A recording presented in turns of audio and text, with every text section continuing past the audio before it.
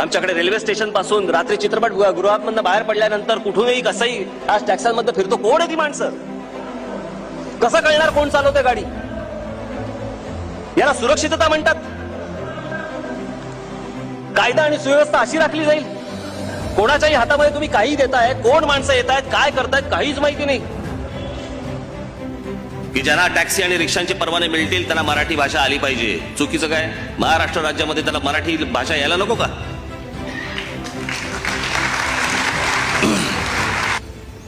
मी म्हटलं मुंबई शहरामध्ये, ठाणे शहरामध्ये, अनेक शहरांमध्ये म्हटलं खोट्या रिक्षा चालू आहेत आणि खोट्या टॅक्स्या चालू आहेत.